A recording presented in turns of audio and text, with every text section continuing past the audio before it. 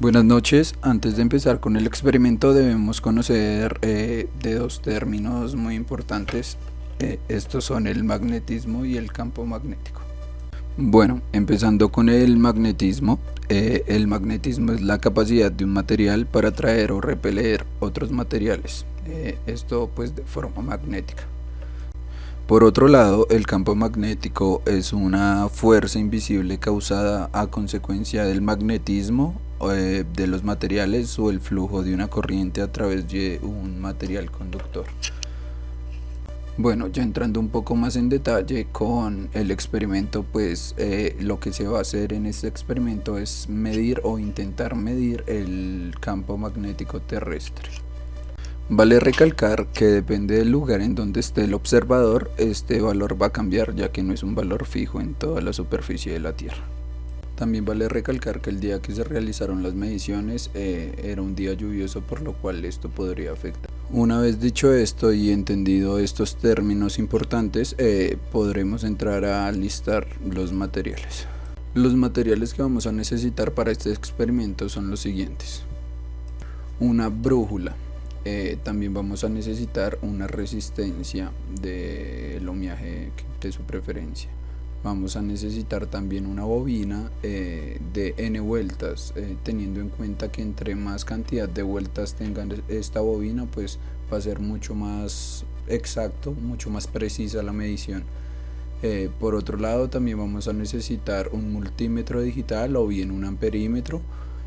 Vamos a necesitar cables conductores, bien sea caimán caimán o cables de conducción normal para hacer el circuito propuesto en la guía que se compartió.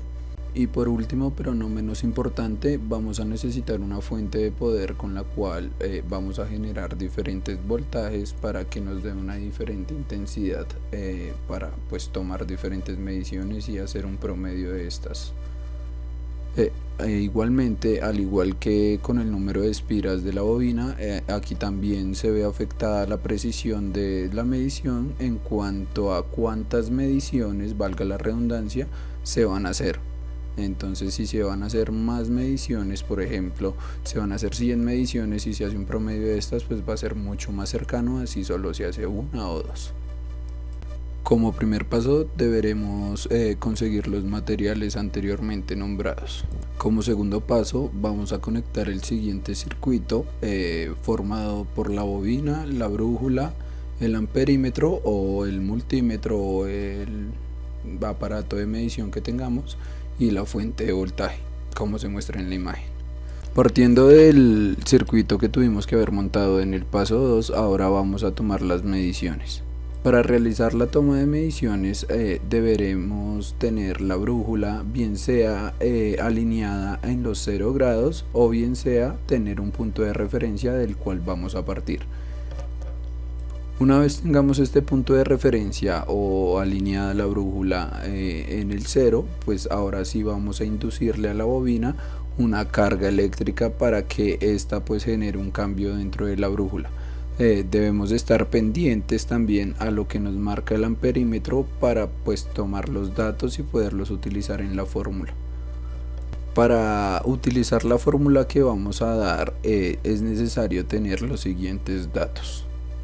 1. Hay que tener la información detallada de la bobina que estamos utilizando. ¿Qué información necesitamos de ella? El radio que tiene la bobina y la cantidad de espiras que tiene. Por otro lado, una vez inducida la carga eléctrica a la bobina, pues tendremos que tomar también los datos de la intensidad en amperios o en miliamperios, bien sea el caso.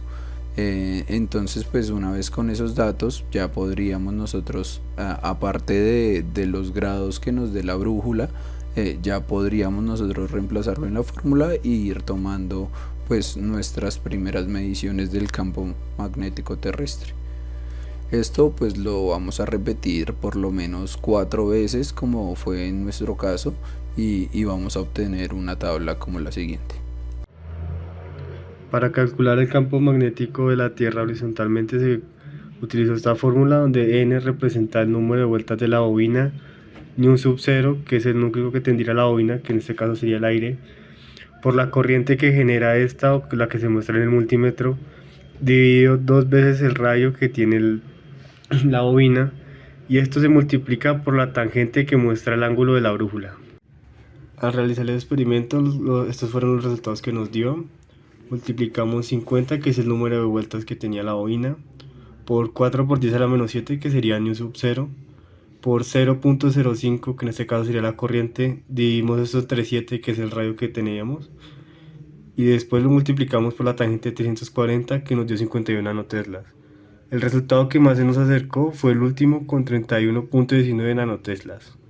Se recomienda a la comunidad universitaria pues realizar el experimento por sus propios medios para que así puedan ver o puedan experimentar en carne propia cómo se comporta el campo magnético terrestre. También pues si pueden tener un valor mucho más acercado al real, también pues estaría genial. Muchas gracias y eso es todo. Hasta una próxima oportunidad. Y disculpen la voz.